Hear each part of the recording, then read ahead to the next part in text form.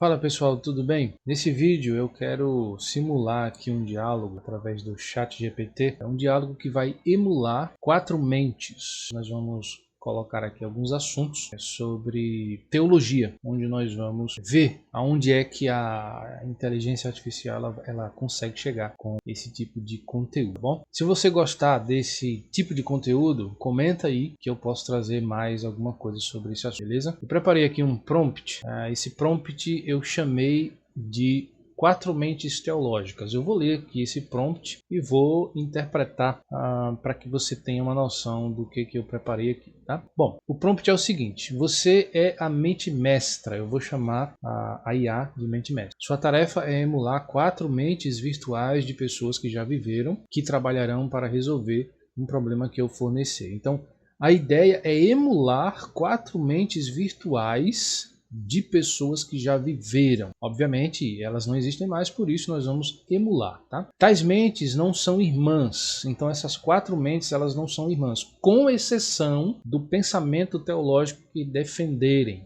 Exemplo, se um pensamento for igual, então são irmãos. Se um pensamento for diferente, não são irmãos. Então, a ideia aqui é deixar claro o seguinte, que eles assumirão suas posições teológicas e só se associarão um ao outro se o pensamento for igual. Senão, eles não vão associar. Tá? Isso aqui é para deixar claro que cada mente precisa assumir uma posição específica. Isso não deve remover a cordialidade e a educação durante o debate, mas também não pode inibir nenhuma das mentes a afirmarem suas defesas. Aí eu vou dizer assim para o ChatGPT. Depois que eu fornecer o problema a ser resolvido, você vai criar um diálogo com essas 4 mentes virtuais. Então, um diálogo vai ser criado, tá?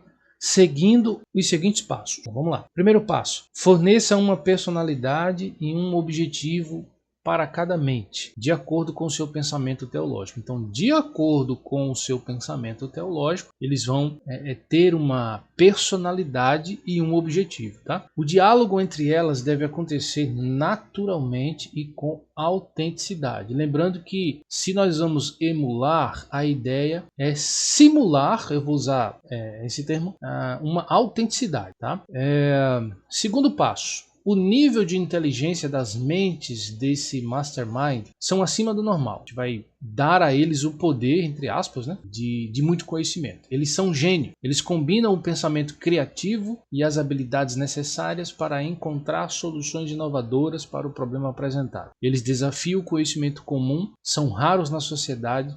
Eles possuem excelentes habilidades de comunicação e colaboração. Eles expressam suas opiniões sem medo, com o objetivo de colaborarem entre si para resolver o problema apresentado. Em nenhuma hipótese eles mudarão o pensamento que os tornou quem eram. Tá? Aí aqui embaixo eu vou especificar quem eu quero que o ChatGPT simule ou emule. Tá? As 4 mentes serão representadas no seguinte formato. Primeiramente, João Calvino, teólogo reformado. Segundamente, Jacó Armínio, teólogo arminiano. Terceiramente, Charles Spurgeon, teólogo reformado. Quartamente, Billy Graham, teólogo arminiano. Pronto. Então, eu coloquei aqui 4 mentes, em que 2 dessas mentes são reformadas e outras 2 são arminianas. Pensamentos excludentes, né? Pensamentos diferentes que vão discutir um mesmo assunto. Em algum momento do diálogo, como a mente mestra, quero que você pare abruptamente o tempo e digitando o que está entre aspas. Então, quando eu lançar um problema, eu vou pedir ao ChatGPT que faça a seguinte pergunta: como você gostaria que as mentes prosseguissem? 1. Continuar. 2. Resumo. 3. Crítica.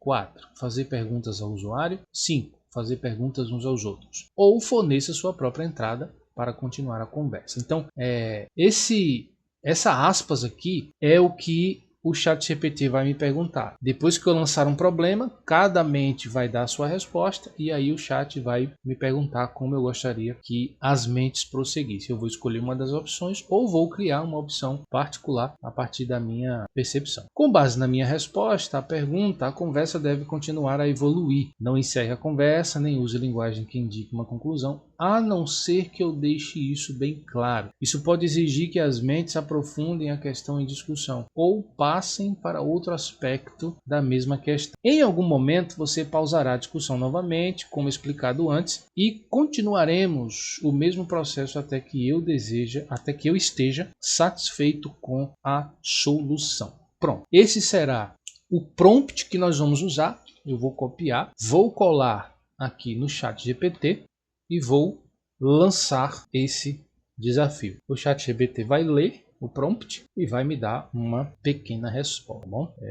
Vamos lá. Ele disse assim: entendido. Assumirei o papel da mente mestra e emularei as 4 mentes conforme definido. Aqui está as 4 mentes. João Calvino reformado, Armínio arminiano, Spurgeon reformado, Graham arminiano. Pronto. O diálogo será teologicamente consistente com o pensamento histórico de cada um. Nenhum deles abandonará suas convicções estruturais, porque haverá respeito, mas também confronto intelectual real. Forneça agora o problema a ser resolvido.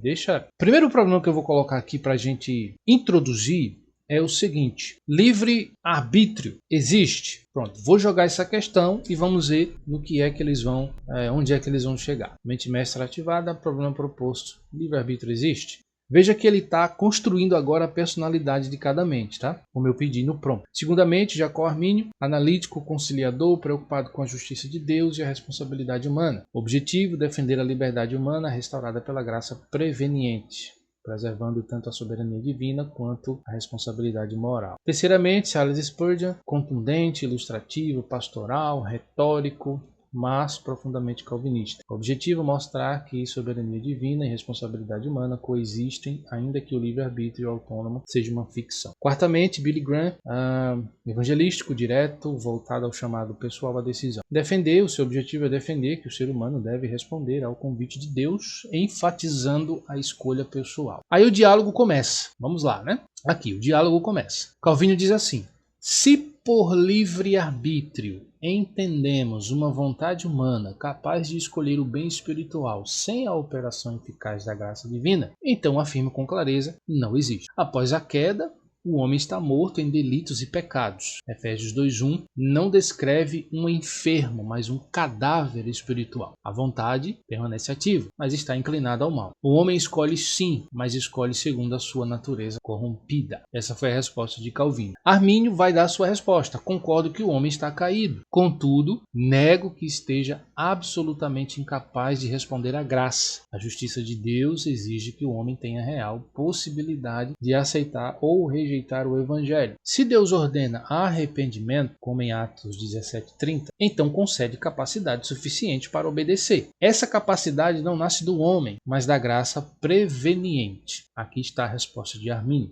O terceiro a responder é Spurgeon. Ele vai dizer assim: permitam-me ser franco. Veja que eu pedi que fosse um diálogo natural, né? Então, Spurgeon, imaginando a sua retórica, né, e talvez a sua falta de paciência, ele diz: permita-me ser franco. O chamado livre-arbítrio como independência absoluta é um mito filosófico. O homem é livre para fazer o que quer, mas não é livre para querer o que deve. Olha que interessante, né? Ele ama suas correntes. Se a graça não mudar seu coração, jamais desejará Cristo. João 6,44 é inequívoco. No entanto, continuo pregando: venham a Cristo, porque Deus opera por meio desse chamado. Billy Graham, o último a opinar, ele vai dizer: quando eu pregava, dizia às multidões: você precisa decidir. Não porque Deus seja fraco, mas porque ele chama. Josué 24:15 apresenta uma escolha real. Apocalipse 3:20 descreve Cristo batendo a porta. Se não há possibilidade de resposta, o apelo seria teatral. Creio que o espírito convence o mundo, mas o indivíduo precisa responder. Aí o diálogo continua, né? Cada um deu a sua resposta, o diálogo continua. Calvino reassume a sua posição e vai dizer assim: mas, reverendo Graham, sua linguagem pastoral não pode redefinir a ontologia da vontade humana. O chamado externo não implica capacidade interna autônoma. Deus ordena o que o homem não pode cumprir para revelar sua dependência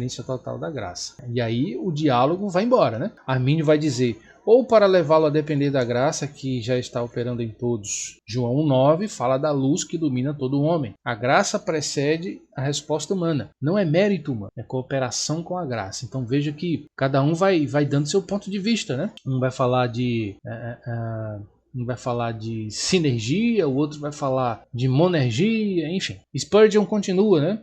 A palavra cooperação me causa cautela. Olha aí. Se dois homens ouvem o mesmo evangelho e um crê e o outro não, qual é a causa final da diferença? Se for o homem, então algo nele o distingue. E Paulo pergunta em 1 Coríntios 4:7. O que é que você tem que não tenha recebido? Billy Graham diz assim: a diferença está na resposta pessoal ao Espírito. O Espírito convence, mas não força. Amor forçado não é amor. Calvino vai dizer: a regeneração não é violência contra a vontade, é libertação da escravidão. Veja que já dá um outro ponto de vista, né? Quando Lázaro ouviu, vem para fora, ele não cooperou previamente. A voz criou a vida que respondeu. Olha que resposta interessante, né? Mas a analogia da morte espiritual, diz Armínio, não elimina a responsabilidade moral. A Escritura constantemente chama o homem ao arrependimento como agente responsável. Por fim, Spurgeon diz: e continuaremos chamando, mas a eficácia pertence a Deus. Mente Mestra pausa abruptamente o tempo e faz a pergunta que eu pedi para ela fazer, né? Como você gostaria que as mentes prosseguissem? Continuar, resumo, crítica, fazer perguntas ao usuário ou fazer perguntas uns aos outros? Ou forneça a sua própria entrada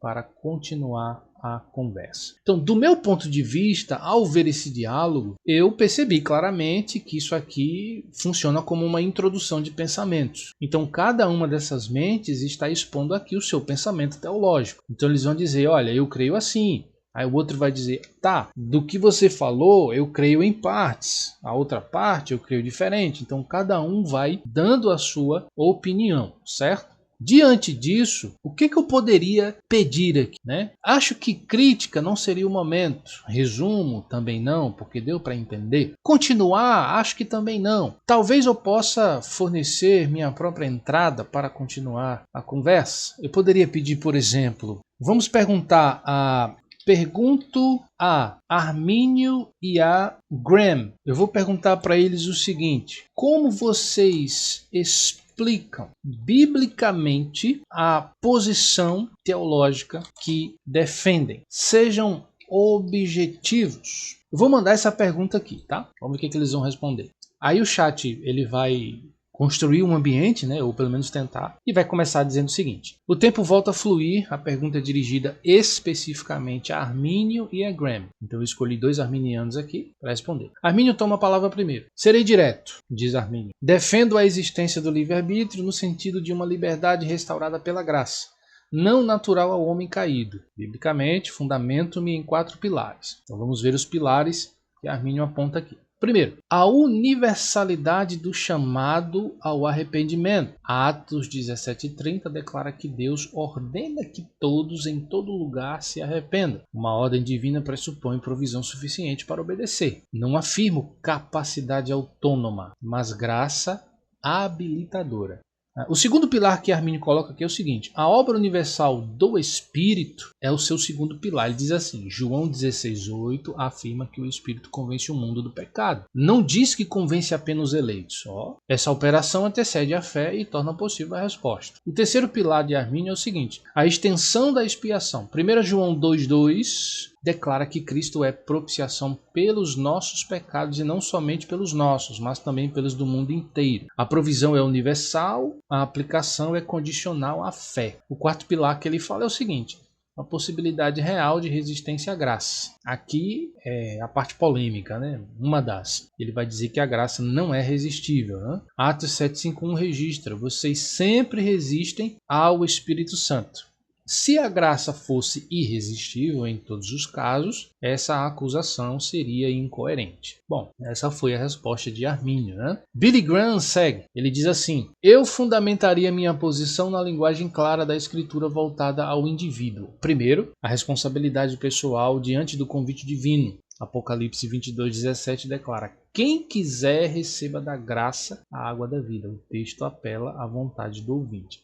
Segundo, Graham diz assim: a necessidade da decisão explícita. Romanos 10, versículo 9, condiciona a salvação à confissão e à fé. A fé é exigida como resposta real. Terceiro, a realidade da rejeição. João 5:40 registra as palavras de Jesus: vocês não querem vir a mim para ter vida. O problema ali é descrito como recusa, não como incapacidade metafísica explicitada no texto. Quarto, Graham diz que textos que associam vida e morte à escolha humana, como Deuteronômio 30, versículo 19. Ainda que no contexto pactual de Israel, revela um padrão divino. Deus coloca diante do homem alternativas reais. Eu não nego a necessidade da graça. Né? Interessante isso aqui. Ninguém se salva sozinho.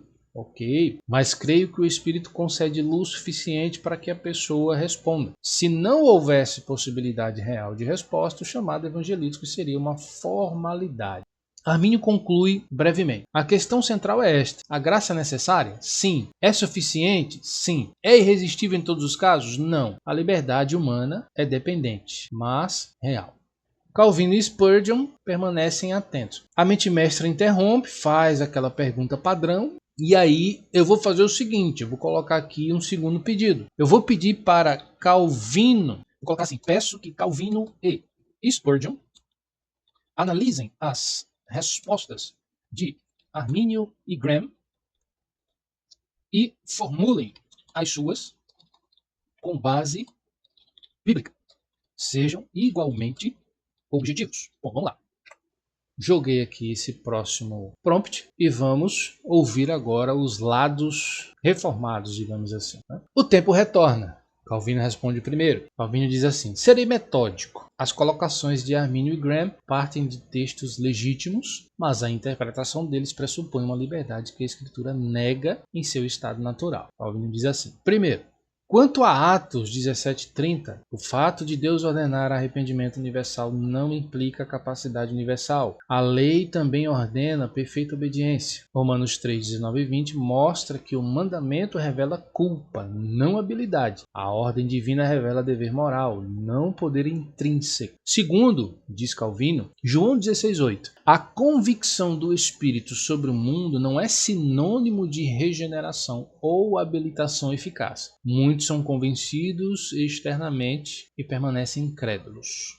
Interessante isso aqui. A diferença entre convencimento e novo nascimento é estabelecida em João 3, versículos 3 a 8. O novo nascimento é obra soberana do Espírito, comparada ao vento que sopra onde quer. Né? Interessante. Terceiro, diz Calvino, 1 João 2,2, o termo mundo deve ser entendido no sentido qualitativo e abrangente, não necessariamente distributivo absoluto. Refere-se à extensão da redenção além de Israel, não à intenção redentiva individual de cada ser humano. Caso contrário, a propiciação implicaria remoção real da ira e o universalismo seria inevitável. Quarto, Atos 7,51. Resistir ao Espírito não significa frustrar a vontade decretiva de Deus, mas resistir à sua operação externa e às advertências proféticas. A distinção entre chamado externo e chamado eficaz é bíblica. Calvino vai citar aqui Romanos 8,30, afirmando ele que esse texto descreve uma cadeia inquebrável entre predestinação e glorificação. Agora, diz Calvino, minha formulação positiva. Vamos lá. A Escritura afirma que o homem é escravo do pecado. João 8,34. Escravidão não é metáfora leve. Romanos 8,7 declara que a mente da carne não se sujeita, nem mesmo pode fazê-lo. Aqui há incapacidade moral real. Efésios 2, versículos de 1 a 5, ensina que estávamos mortos. A vivificação precede a fé como ato eficaz da graça. A fé é fruto da regeneração, não sua causa. Filipenses 1,29, continua Calvino, afirma que crer foi concedido. Olha só. Atos 13,48 registra que creram todos os que haviam sido destinados para a vida eterna. O texto não diz que foram destinados porque creram. Portanto, livre-arbítrio no sentido de autonomia espiritual não existe. O homem age voluntariamente, mas sua vontade está determinada por sua natureza. A graça não apenas auxilia, ela cria nova disposição interior. Bom, a resposta de Calvino, veja, ele obviamente vai discordar de Armínio e Graham, ele vai comentar os textos que Arminio e Graham citaram e vai citar outros textos para fundamentar a sua resposta, né? Spurgeon então toma a palavra. Ele diz assim: serei igualmente direto. O ponto decisivo é a causa final da fé. Se dois homens ouvem o mesmo sermão, sob igual influência externa, e apenas um crê, qual é a razão? Então ele cria aqui uma parábola, né? uma reflexão. Se a resposta for a melhor cooperação de um deles, então algo nele o distingue antes da graça salvadora. Isso contradiz Efésios 2, 8, 9, onde a fé é incluída no dom. Então veja que ele usa uma ilustração, Spurgeon, né? Para explicar a resposta humana ao chamado divino. Quanto a Apocalipse 22, 17, quem quiser, a expressão quem quiser em Apocalipse 22, 17 é gloriosamente verdadeira. Mas a pergunta é, quem quer? Interessante, né? Romanos 3,11 declara que não há quem busque a Deus. Logo, se alguém quer, é porque algo aconteceu previamente em seu coração. Olha o pensamento, né? A lógica que Spurgeon nos traz. Ele continua. João 5,40, citado por Graham, diz: vocês não querem vir a mim. Concordo plenamente, diz Spurgeon. O problema é da vontade. Mas por que não querem? Porque amam as trevas, segundo João 3,19. Essa inclinação não é neutra, afirma Spurgeon, né? A analogia de Lázaro permanece forte. Em João 11, a voz que ordena cria a vida que responde. Olha só. Assim é o chamado eficaz. Não é violência, é ressurreição. Mais uma ilustração de Spurgeon, né? E Romanos 9 não pode ser ignorado. A distinção entre Jacó e Esaú ocorre antes de qualquer obra. No caso aqui, antes de qualquer obra humana, né? A misericórdia depende de Deus, que usa de misericórdia. Interessante. Conclusão objetiva. O homem possui vontade, escolhe segundo os seus desejos, mas os seus desejos estão corrompidos. A liberdade verdadeira só surge após a regeneração.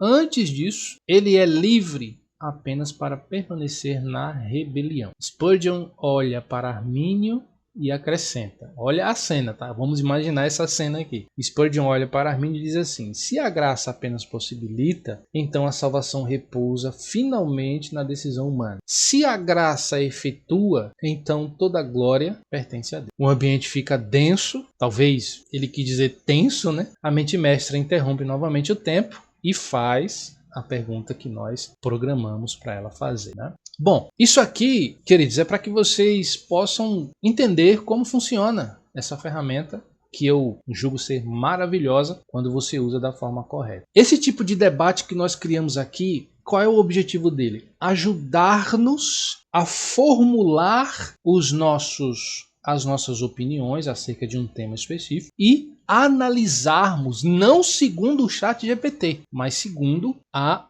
Palavra de Deus, segundo as Escrituras Sagradas, tá? Nós temos aqui um vasto conteúdo que traz opiniões diversas digo, né? Opiniões, respostas com informações diversas para tentar convencer o ouvinte daquele ponto de vista específico. Então, eu aprendo muito com isso aqui. Você tem condições de aprender muita coisa com esse tipo de exercício, tá? O que eu poderia fazer aqui? Eu poderia fazer mais perguntas específicas para qualquer uma das mentes. Eu poderia simplesmente pedir uma crítica, um resumo. Eu poderia pedir para eles continuarem. Mas eu vou fazer uma última pergunta para nós encerrarmos esse vídeo e assim concluirmos essa ideia, tá? Eu vou fazer uma pergunta sobre a ordem da salvação. Peço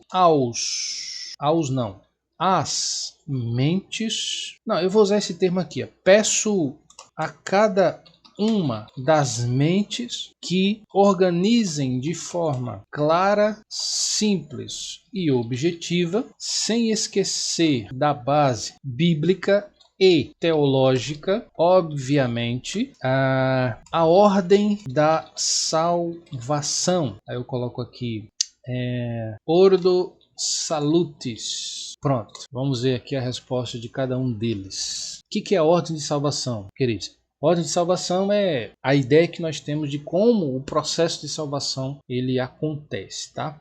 Veja que cada um deles vai colocar aqui a sua resposta, tá? Vamos analisar aqui por alto para a gente ter uma ideia. Quando ele terminar, a gente trabalha cada uma delas, tá? Terminou. Vamos lá. O tempo retorna, cada mente organizará sua própria Ordo Salutis de forma objetiva, mantendo coerência com sua teologia. João Calvino. Calvino diz assim: a ordem da salvação deve preservar a soberania divina e a iniciativa absoluta da graça. A Escritura não apresenta uma sequência cronológica rígida em todos os textos, mas Romanos 8, 29 e 30 fornece a estrutura básica. Eu sempre começo por esse texto aqui também. Calvino diz assim: a ordem que Calvino coloca é a seguinte. Primeiro, eleição eterna. Ele vai usar Efésios 1, 4 a 5, ao dizer que a escolha ocorre antes da fundação do mundo, baseada exclusivamente no beneplácito da vontade de Deus. Segundo, chamado eficaz. Romanos 8,30, distinto do chamado externo. É a operação interna do Espírito que infalivelmente conduz à fé. Terceiro, regeneração. João 3, 3 a 8. Novo nascimento precede logicamente a fé, pois o homem natural não pode compreender as coisas do Espírito. Aos Coríntios 2, 14. Então, primeiro o homem é regenerado para depois crer, que é o quarto passo que Calvino coloca aqui. Fé e arrependimento. Ele vai utilizar Atos 11, 18, Filipenses 1, 29. São dons concedidos na regeneração. Depois ele fala que acontece a justificação, Romanos 5:1, quando ele diz pela fé somente, imputação da justiça de Cristo. Depois ele vai colocar aqui o sexto ponto, adoção, Gálatas 4, versículos 4 a 7, quando recebemos status filial. Depois, santificação, 1 Tessalonicenses 4:3, processo contínuo decorrente da união com Cristo. Perseverança, João 10, 27 a 29, os eleitos são preservados até o fim. E, finalmente, segundo Calvino, o processo de salvação conclui-se com a glorificação. Ele vai usar novamente Romanos 8:30, onde ele chama de consumação final. A fé não causa regeneração, é seu fruto imediato. Essa é a resposta de Calvino com relação à Ordo Salutis. Jacó Armínio vai fazer a sua lista dizendo assim: minha ordem preserva a necessidade absoluta da graça, mas não a torna irresistível. Ele vai dizer que primeiro acontece a eleição condicional, ele vai usar Romanos 8, 29, entendido como presciência da fé. Deus elege aqueles que ele sabe que crerão em Cristo. Expiação universal, 1 João 2,2, a base objetiva da salvação está disponível a todos, ele vai usar esse texto. Terceiro, chamado externo pelo Evangelho, como Armínio é universalista, então ele vai falar aqui do chamado externo como sendo o mais importante, usando o texto de Mateus 22,14. Depois ele vai falar da graça preveniente, João 1,9, Tito 2,11, atua em todos, restaurando capacidade de resposta, fé e arrependimento, usando Atos 16,31, a pessoa assistida pela graça pode crer ou resistir, segundo Armínio. Depois ele vai falar da regeneração. Então veja, a regeneração é o sexto ponto. Interessante isso aqui. O sexto ponto é a regeneração, segundo Armínio. Ele vai usar o texto de João 1, 12 a 13, vai falar sobre o novo nascimento que ocorre em conexão com a fé. Depois da regeneração vem a justificação, ele vai citar Romanos 5:1. Depois vem santificação progressiva, ele vai usar o texto de Hebreus 12, 14. Depois, perseverança condicionada. Perseverança condicionada. Olha que expressão interessante. Ele vai usar o texto de Hebreus 3, 12 a 14, quando ele vai falar da apostasia, é possibilidade real. Então, Armínio afirma com isso que é possível perder a salvação. Depois, por último, ele vai dizer que a glorificação final dos que perseverarem. Ele não coloca referência. Então, segundo Armínio, essa seria a Ordo Salutis, a ordem da salvação. Charles Spurgeon, ele monta a sua ordem da seguinte forma. Ele diz: minha estrutura é substancialmente reformada, ainda que eu não especule além do texto. Ele diz que primeiro vem o propósito eterno de Deus, Efésios 1:4. Depois vem a redenção particular realizada na cruz. Redenção particular, o contrário da expiação universal.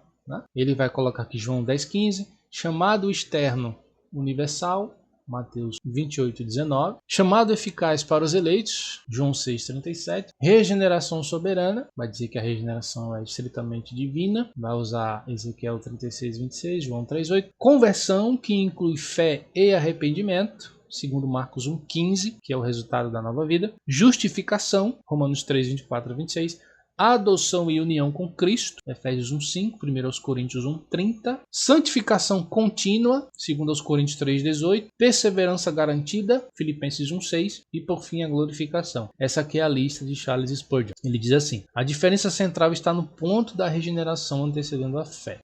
Billy Graham diz que a sua ordem é evangelisticamente estruturada. Interessante. Mas bíblica. Ele coloca da seguinte forma: primeiro, o amor universal de Deus, João 3,16. Segundo, a proclamação do Evangelho, Romanos 10, 14 a 17. Terceiro, a convicção do Espírito, João 16,8. Quarto, a resposta pessoal de fé e arrependimento, Atos 2,38. Quinto, novo nascimento, João 1, 12, 13, entendido como decorrente da recepção de Cristo. Então a pessoa só nasce de novo, segundo Graham, se receber a Cristo. Justificação, Romanos 5:1, santificação progressiva, 1 Pedro 1, 15, 16, perseverança na fé, Mateus 24:13, glorificação futura. Eu afirmo que ninguém pode crer sem o Espírito, diz Graham, mas a resposta humana é real e decisiva. As quatro estruturas estão agora expostas com clareza. O ponto de tensão permanece. A relação entre regeneração e fé e a natureza da eleição. Diz a mente mestra, né? Diz o chat. A mente mestra interrompe, faz a pergunta padrão e assim a gente entende como funciona essa questão. Como eu falei, tem muito o que se discutir, tem muito o que explorar nessa ferramenta que é muito boa, tá? Eu poderia aqui fazer várias intervenções, poderia pedir aqui uma tabela comparando cada posição, mas eu vou encerrar por aqui porque vocês já perceberam que são ferramentas que tem como você avançar e criar algo muito complexo e que vai contribuir bastante. No entanto, eu quero pedir para você se inscrever aí no canal. Eu pretendo fazer mais vídeos, não só sobre a junção da teologia com a inteligência artificial, mas sobre outros conteúdos. Se você tiver alguma ideia de conteúdo, escreve aí nos comentários e aí a gente pode, quem sabe, fazer novas tentativas, né? Explorando esta maravilha que é a inteligência artificial, quando usada com sabedoria. Obrigado por assistir, que Deus te abençoe e até a próxima.